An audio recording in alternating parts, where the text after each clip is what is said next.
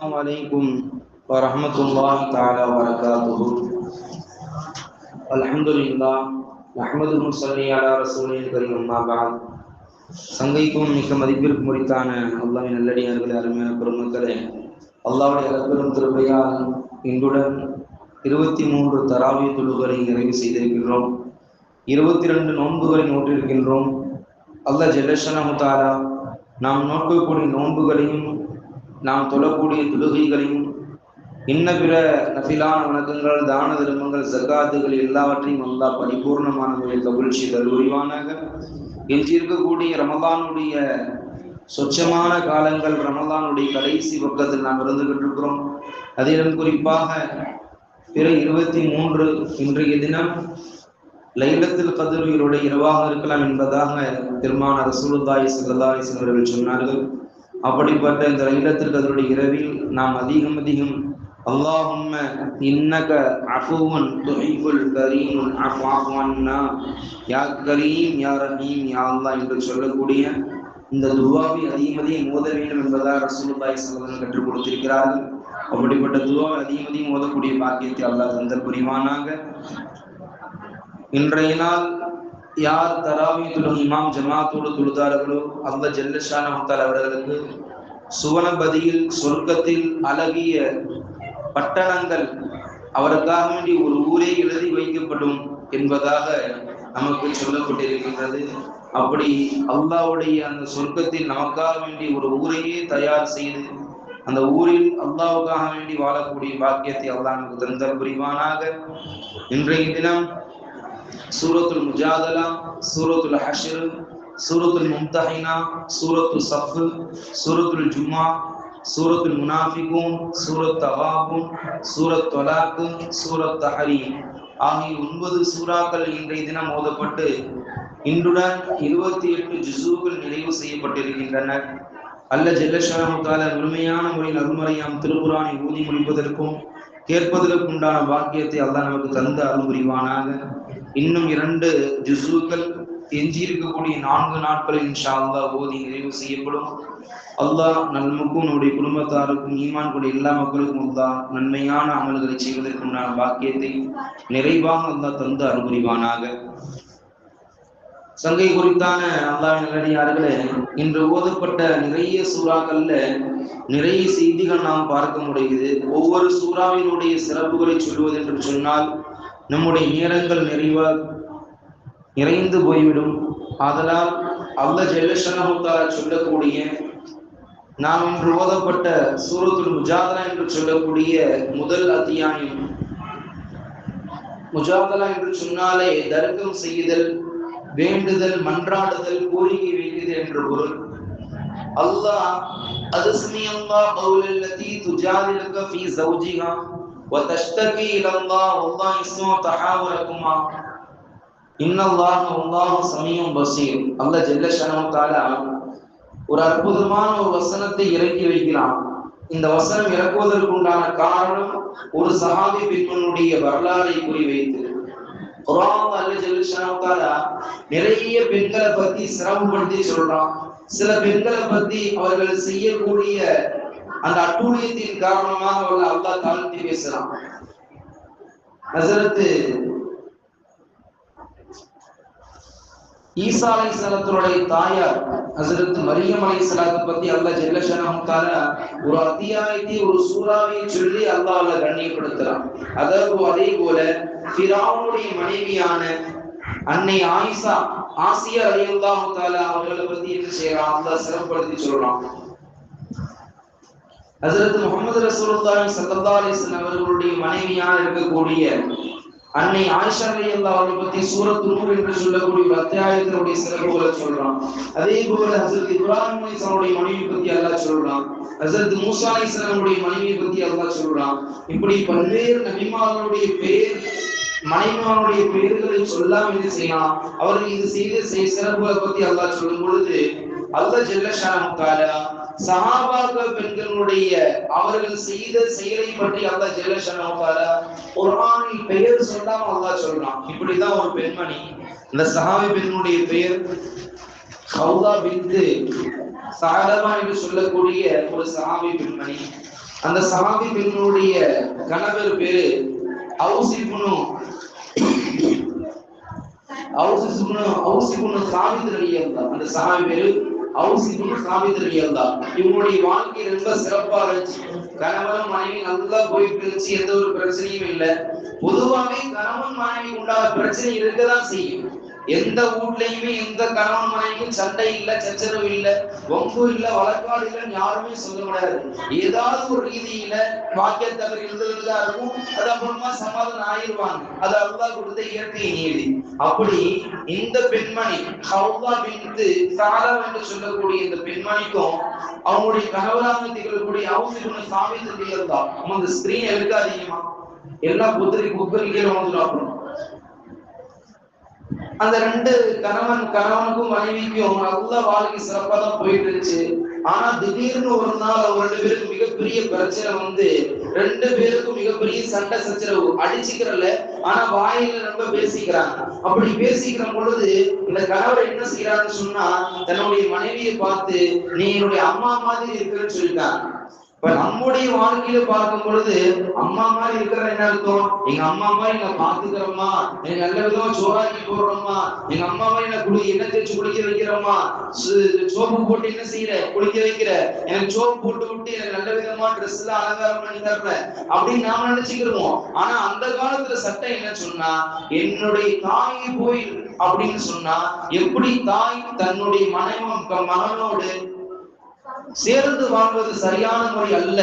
தன்னுடைய பிள்ளையோடு தாய் எப்படி குடும்பம் நடத்த முடியாதோ அதே போல தன்னுடைய தாயை போல, தன்னுடைய சகோதரியை போல, தனக்கு மகரம் இல்லாத, தனக்கு யாரெல்லாம் கூடாத ஒரு சூழ்நிலையில அந்த உறவில் இருக்கக்கூடிய ஒரு நிலை இருக்குமோ அப்படிப்பட்ட ஒரு நிலையை சொல்லி என்ன செய்யறாங்க, அந்த கணவன் அவுஸ் இப்னு சாபித் ரலியல்லாஹு சொல்றாங்க, நீ என்னுடைய தாய் மாதிரி அப்படின்னா உனக்கு எனக்கு இந்த ஒட்டு உறவு இல்ல, தொலைஞ்சு போடின்னு அர்த்தம்.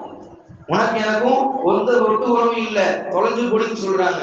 அல்லாஹு அக்பர். இது ஜிஹாதுடைய சட்டம். அரபியில பொறுத்தவரையும் இந்த சட்டத்துக்கு பேரு தலாக்குடைய சட்டம் அல்ல, ஜிஹாதுடைய சட்டம் என்று சொல்லுவாங்க. தலாக்குங்கிறது சர்வசாதாரணமா அந்த தலாக்கி நாம தலாக்கு விட்டேன் அப்படின்னு சொல்றது, அது 2-3 வகை இருக்குது. அந்த வார்த்தை உன்னை விட்டுட்டேன், உன்னை வாங்கிட்டேன் அப்படிங்கிற வார்த்தையெல்லாம் அரபில புலவரன்னு சொன்னா தன்னுடைய மனைவி தனக்கு இல்லாத சொந்தம் இல்லாத ஒரு மனைவியா ஆயிடுவாங்க. தனக்கு சொந்தம் இல்லாத மனைவினா அதுக்கு மனைவிங்கிற பேர் இல்ல, வேற பேரா போயிடும். அப்படி தன்னுடைய மனைவியை பார்த்து நீ என்னுடைய அம்மா மாதிரி, என்னுடைய அக்கா மாதிரி, என்னுடைய தங்கச்சி மாதிரி, என் சின்னம்மா மாதிரி, பெரியம்மா மாதிரி என்று சொல்லிவிட்டால் தனக்கு அந்த மனைவி சொந்தம் இல்லாத ஆயிடுவாங்க. இப்படி சொன்ன மாத்திரத்துல அந்த கணவனுக்கும் மனைவி என்ன செய்யறதுன்னு தெரியல.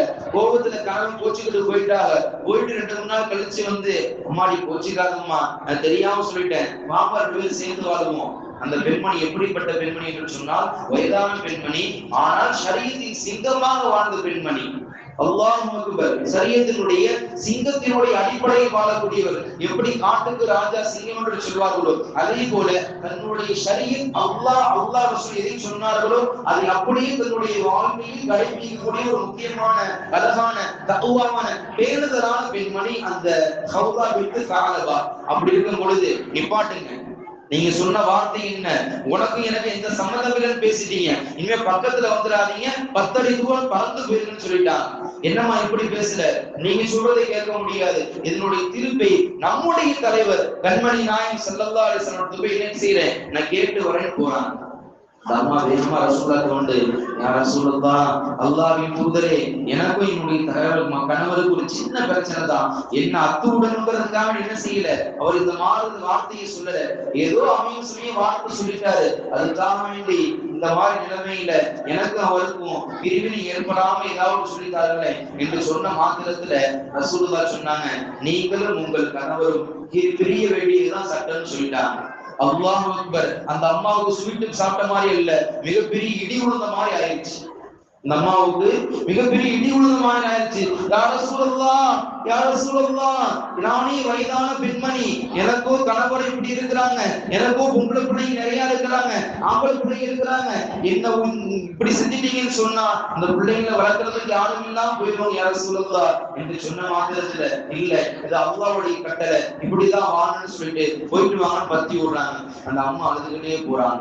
2-3 நாள் கழிச்சு திருப்பி வர்றாங்க, அதே நிலைமையில வர்றாங்க. வந்து ரசூலுல்லாஹி சொல்றாங்க, யா ரசூலுல்லாஹ், அல்லாஹ் ஏதாவது செய்தி சொன்னானா, மார்க்கத்துல ஏதாவது இளம்பொருள் இருக்குதா, நம்ம எப்படியாவது சேர்த்து வச்சிருக்க யா ரசூலுல்லாஹ் என்றும் மீண்டும் மீண்டும் தன்னுடைய கணவனோடு சேர வேண்டும் என்று மிகப்பெரிய போராட்டத்தை என்ன செய்யறாங்க.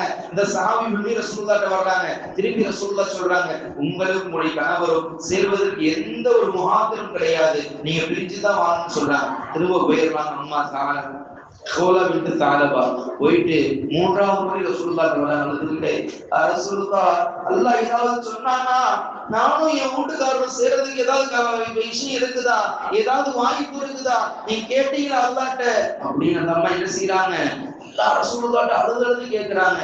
இல்ல, எந்த ஒரு மகாந்திரம் இல்ல யா ரசூலுல்லாஹ், என்னுடைய கணவரை விட்ட எனக்கு வேற கதி இல்லை யா ரசூலுல்லாஹ், நானும் வயசான பெண்மணியா இருக்கிறேன், என் பிள்ளைங்களை என் கணவர்கிட்டையும் விட முடியாது, நான் உண்டையும் வளர்க்கணும்னு சொன்னா எனக்கு உண்டா நம்பகங்கள் யாரும் தர்றதுக்கு வாய்ப்பு இல்லை யாரும் சொல்லலாம், நாங்க சேர்ந்து வாழ்றதுக்கு ஏதாவது சொல்லுகிறே என்று அந்த அம்மா சொல்லும் பொழுது எந்த ஒரு இதுவும் இல்ல. போறாங்க அல்லாஹ் இறக்குறான் ஆயத்து, ஹஸரத் ஜிப்ரீல் கொண்டு வர்றாங்க. அது சமி அல்லாஹ் கவுலல்லதி துஜாதிலுக ஃபீ ஸௌஜிஹா, யா ரசூலுல்லாஹ், அல்லாஹ்வின் தூதரே, உங்களிடத்துல வந்து ஒரு பெண்மணி பேசினாங்கல்ல, எந்த பெண்மணி தன்னுடைய கணவரோடு ஹலாலான வாழ்க்கை வாழ வேண்டும் என்று, தன்னுடைய கணவரோடு சேர்ந்து வாழ வேண்டும் என்று மீண்டும் மீண்டும் மீண்டும் உங்களிடத்தில் அல்லாஹ்வுடைய கட்டளை எதிர்பார்த்து மார்க்கத்தினுடைய அடிப்படையில் ஹலாலான வாழ்க்கை வாழ வேண்டும் என்று உங்களிடத்தில் முறையிட்டு வந்தார்கள் அந்த பெண்மணியினுடைய குரலை அல்லாஹ் கேட்டு விட்டான். சுப்ஹானல்லாஹ். இப்படிப்பட்ட வாய்ப்பு நாமெல்லாம் பேசுறோம், நம்ம பேசுறது யாரு கேட்கறதுக்கு நாதி இல்ல. ஆனா அந்த சஹாபி பெண்மணி பேசின பேச்சு அல்லாஹ் கேட்டு விட்டான். அது சமி அல்லாஹ் கவுலல்லதி துஜாதிலுக ஃபீ ஸௌஜிஹா வல்லாஹு தஷ்ஃபா அப்படிங்கிற செய்தி அல்லாஹ் என்ன செய்றான், நீண்ட விஷயங்களை சொல்லி அவர்கள் சேர்வதற்கு உண்டாக தெரியாம சொன்னதின் காரணமாக அல்லாஹ் அவங்க மன்னிச்சுட்டான். அல்லாஹ் ஜல்லஷானஹு தஆலா அல்லாஹ் சொன்ன கட்டளை என்ன தெரியுமா, 3 விஷயங்களை அவங்களுக்கு உண்டான தீர்ப்பா அல்லாஹ் சொல்றான். ஒண்ணு, அவங்க இருக்கக்கூடிய அடிமை உரிமை விடணும், இல்ல 60 ஏழைகளுக்கு என்ன செய்யணும், சதகா உணவு கொடுக்கணும், அல்லது 60 நாட்கள் தொடர்ந்து நோன்பு வைக்கணும், எந்த ஒரு கேப்பும் இல்லாமல் 2 மாசம் தொடர்புடைய நோன்பு வைக்கணும் என்று சொன்ன மாத்திரத்துல அந்த பெண்மணிக்கு அளவில்லா சந்தோஷம் அடைஞ்சிருச்சு. அல்லாஹ் அக்பர், தன்னுடைய ஹலாலான கணவரோடு சேர்ந்து வாழ வேண்டும் என்ற அந்த உயர்தரமான அந்த ஈமானோட என்ன செய்யறாங்க, அந்த பெண்மணி போறாங்க. அல்லாஹ் அக்பர். நாம என்ன சொல்றோம்னு சொன்னா, அந்த பெண்மணி ஒவ்வொரு நாளும் ரசூலுல்லாஹ் இடத்துக்கு வர முன்பு என்ன செய்யறாங்க, அல்லாஹ் இடத்துல சஜ்தாவில் கிடந்து அழுது மன்றாடி, யா ரப்பே, என்னுடைய கணவரோடு சேர்த்து வைப்பதற்கு உன்னை தவிர வேறு யாரும் இல்லை, இந்த கட்டளைக்கு, இது போன்ற சூழ்நிலைக்கு இதை தீர்ப்பு சொல்வதற்கு உன்னை என்று வேறு யாரும் இல்லை. யா அல்லாஹ், எங்களுக்கு அழகான சாலிஹான திருப்பி கொடுத்து சாலிஹான வாழ்க்கை வாழ்வதற்கு குடியா அல்லாஹ் என்று ஒவ்வொரு நாளும் அழுகுறாங்க. ரப்பிடத்தை வேற யார்ட்டையும் சொல்லி அழுகல, படைச்ச ரப்பிட்ட அழுகுறாங்க. அல்லாஹ் ஜல்லஷானஹு தஆலா அந்த பெண்ணினுடைய அழுகுறதை கேட்டு விட்டார். அல்லாஹ் ஜல்லஷானஹு தஆலா. அல்லாஹ் அக்பர். ஆனா நம்முடைய காலத்துல பார்க்கும் பொழுது ஒண்ணுமில்லாத விஷயத்துக்கெல்லாம் என்ன செய்யறாங்க, தலாக் கேட்கிறாங்க, குலா கேட்கிறாங்க. அல்லாஹ் அக்பர். எனக்கு இந்த மாப்பிள்ளை வேணாம், எனக்கு இந்த பொண்ணு வேணாம், கல்யாணம் பண்ணி 1 மாசத்துல தலாக்கு, 1 வாரத்துல தலாக்கு, 1 நாள்ல தலாக்கு, படுத்த திருச்சி தலாக்கு. என்ன வாழ்க்கை வாழ்றாங்க இந்த உலகத்தில் நம்முடைய சமுதாயத்தினுடைய கணவன் மனைவி. அல்லாஹ் பாதுகாக்க வேண்டும். ஸலாத்துல பெருமானார் ரசூலுல்லாஹி ஸல்லல்லாஹு அலைஹி வஸல்லம் சொன்னார்கள், தலாக் என்பது ஹலால் தான், ஆனால் அந்த ஹலாலிலே அல்லாஹ்வுக்கு மிகவும் கோபப்படக்கூடிய, அல்லாஹ்வுக்கு மிகவும் பிரியம் இல்லாத ஒரு செயல் என்று சொன்னால் தலாக் தான் என்பதாக கண்மணி நாயகம் ஸல்லல்லாஹு அலைஹி வஸல்லம் சொன்னாங்க. ஒன்றுமில்லாத விஷயத்திற்கெல்லாம் தலாக், ஒன்றுமில்லாத விஷயத்திற்கெல்லாம் குலா. அல்லாஹ் பாதுகாக்க வேண்டும். ஷரியத்தின் அடிப்படையில ஆகுமாக்கப்பட்டது தலாக் என்று சொன்னாலும் கூட அந்த கணவனும் மனைவியும் சிறந்த முறையில் வாழ்வதற்கு உகந்த வாய்ப்பு இல்லை என்று சொன்னால் தக்க காரணம் இருந்தால் ஒரு பிரிந்து வாழ்வதற்கு மார்க்கம் அனுமதிக்குது. ஆனா ஒண்ணுமில்லாத விஷயத்துக்கு கூட என் புருஷன் எனக்கு சரியான முறையில் சீரை வாங்கி தர மாட்டாரு, என்ன ஷாப்பிங் பண்ண அழைச்சிட்டு போக மாட்டாரு, பார்த்து பிரிந்து அழைச்சிட்டு போக மாட்டாரு, எல்லா புருஷனுடனே ஜாலியா கை கொடுத்து சந்தோஷமா இருக்கிறாங்க, இவர் வரவே மாட்டேங்கிறாரு என்று ஒண்ணுமில்லாத காரணத்தை எல்லாம் சொல்லி என்ன செய்யறாங்க, தலாக் கேட்கக்கூடிய ஷரியத்தினுடைய வழக்காக வந்து நிற்குது. இதெல்லாம் பொய்க்காக வேண்டி ஒரு காமெடிக்காக வேண்டி சொல்வது அல்ல. நாம் ஒவ்வொரு நாளும் ஒவ்வொரு ஊர்களிலும் அந்த இமாம்களும் அந்த ஊர் ஜமாத்தார்களும் இது போன்ற செய்திகளை பார்த்து கொண்டிருக்கிறாங்க. அல்லாஹ் பாதுகாக்க வேண்டும். கண்மணி நாயகம் ஸல்லல்லாஹு அலைஹி வஸல்லம் சொன்னார்கள், நம்முடைய வாழ்க்கை என்பது சொற்பமான காலகட்டம். ரசூலுல்லாஹ் பிடித்தமான ஒரு அமல் கணவனும் மனைவியும் ஹலாலான வாழ்க்கை வாழ்வது. அந்த ஹலாலான வாழ்க்கை வாழ்வு இல்லாம கணவனும் ஒரு ஆணும் பெண்ணும் வாழக்கூடிய வாழ்க்கை என்பது இப்படி சமுதாயத்தில் ரொம்ப நிறைஞ்சு காலது. அதுக்கு என்னென்னமோ பேர்கள் சொல்றாங்க. அல்லாஹ் பாதுகாக்க வேண்டும். ஒரு கணவன் ஒரு மனைவி என்பது இஸ்லாத்தில் சொல்லப்பட்டது. அதற்கு உண்டான தாக்கத்தில் இருந்தால் அதுக்கு மேல கல்யாணம் முடிச்சுக்கிறலாம், அது வேற செய்தி. ஆனால் ஹலாலான வாழ்க்கை என்பது அது ஆரோக்கியமான வாழ்க்கை, அது நிம்மதியான வாழ்க்கை, அல்லாஹ்வுக்கு மல்லாஹ் ரசூலுக்கு பிடித்தமான வாழ்க்கை. ஆனா அந்த வாழ்க்கை இல்லை என்று சொன்னால் அவுதுபில்லாஹ், அல்லாஹ் பாதுகாக்க வேண்டும். பெருமானார் ஸல்லல்லாஹு அலைஹி வஸல்லம் வாழ்க்கைக்கு பின்னாடி ஹஜ்ரத் உமர் ரலியல்லாஹுடைய ஆட்சி காலத்துல உமர் ரலியல்லாஹுடைய ஆட்சி காலத்துல தன்னுடைய தோழர்களோடு பிள்ளைகளோடு படைப்பட்டங்களோடு ரோட்ல நடந்து போறாங்க. அங்கேயிருந்து ஒரு வயசான பெண்மணி குச்சி ஊண்டிக்கிட்டு முடியாத நிலையில தள்ளாடிக்கிட்டு வர்றாங்க. வந்துட்டு உமர் ரலியல்லாஹு பார்த்துட்டு அஸ்ஸலாமு அலைக்கும் யா அமீருல் முஃமினீன், அஸ்ஸலாமு அலைக்கும் யா அமீருல் முஃமினீன் என்று சொல்லி ரொம்ப நேரம் பேசுறாங்க. நிக்கக்கூடிய அவ்வளவு பேரு கால்கள் இருந்துருச்சு. ஆனா அந்த பெண்மணியும் வயசான பெண்மணியும் உமர் ரலியல்லாஹு ரொம்ப நேரம் பேசுறாங்க. அந்த அம்மா பேசுறதை கேட்டுக்கிட்டே இருக்கிறாங்க. உமர் இருக்கிறவங்க எல்லாம் பார்த்துட்டு இந்த அம்மா பேசி முடிச்சு கேட்கிறாங்க, யா அமீருல் முஃமினீன், ஒட்டுமொத்த முஃமின்களுக்கு எல்லாம் ஜனாதிபதி நீங்க, ஒட்டுமொத்த எல்லாரையும் ஆட்சி செய்யக்கூடிய அந்த ஆற்றல் அல்லாஹ் கொடுத்திருக்கிறான். உங்களுக்கு 1008 வேலைகள் இருக்குது. ஆனா ஒரு சாதாரண ஒரு கிளவி பேசுறத நீங்க இப்படி காது கொடுத்து கேட்டிருக்கிறீங்களே, எங்களுக்கு கால் வலியே வந்துருச்சு என்று இருக்கக்கூடியவெல்லாம் கேட்கும் பொழுது அந்த பெண்மணி யார் தெரியுமா? சாதாரணமா பேசிக்கிட்டு இருக்கான்னு நினைச்சுக்கிட்டு இருக்கீங்க. இல்ல, சாதாரண பெண்மணி அல்ல. அந்த பெண்மணியினுடைய குரலை அல்லாஹ் கேட்டு விட்டானே, அப்படிப்பட்ட ஹவுலா பின்த் தாலபா என்று சொல்லக்கூடிய அந்த பெண்மணி அல்லாஹ்வே கேட்டானா, அல்லாஹ் படைச்ச படைப்பு நான் சாதாரண ஒரு அடிமை, நான் சாதாரண ஒரு உமரு, நான் கேட்கறதுல என்னங்க தப்பு இருக்கு? அவன் பேச விடிய பேசினாலும் நான் நின்ற நிலைமையில் கேட்டுக்கொண்டே இருப்பேன் என்று உமர் ரலியல்லாஹு சொன்னார் என்று சொன்னால் அந்த அளவுக்கு உமர் ரலியல்லாஹு அவர்கள் கண்ணியம் கொடுத்தது அல்லாஹ்வுடைய பேச்சு அவர்களுக்கு ஆயிருச்சு. அவர்கள் பேசிய பேச்சு அல்லாஹ் ஆயிருச்சு. எதுக்கு தாய்மார்கள் சொல்றாங்க என்று சொன்னால், எந்த ஒரு கஷ்டமாக இருந்தாலும் எந்த ஒரு பிரச்சனையாக இருந்தாலும் அது நம்முடைய வாழ்க்கையினுடைய அடிப்படை. ரசூலுல்லாஹி ஸல்லல்லாஹு அலைஹி வஸல்லம் சொல்லிக் கொடுத்தார்கள், நீங்கள் முஸல்லாவை பற்றி பிடித்துக் கொள்ளுங்கள். நீங்க முஸல்லாவை பற்றி பிடித்துக் கொள்ளுங்கள். நீ எந்த காரியமாக இருந்தாலும் நீங்கள் அழகான முறையில் ஒளி செய்து 2 ரக்காத் ரப்பிடத்தில் தொழுது துஆ செய்து சஜிதாவில் கடந்து அழுகுங்கள். நிச்சயம் அல்லாஹ் மிகப்பெரிய மாற்றத்தை தருவான். எப்படி சஹாபா பெண்கள் அல்லாஹ்விடத்தில் கேட்டு பெற்றார்களோ அதே போல் நம்முடைய வாழ்க்கையிலும் அல்லாஹ்வை தவிர வேறு யாரிடத்திலும் நம்மால் பெற்றுக்கொள்ள முடியாது. ரப்பிடத்தில் கேட்டு முழுமையான முறையில் பெற்றுக்கொள்ளக்கூடிய பாக்கியத்தை அல்லாஹ் நமக்கு தந்தல் புரிவானாக.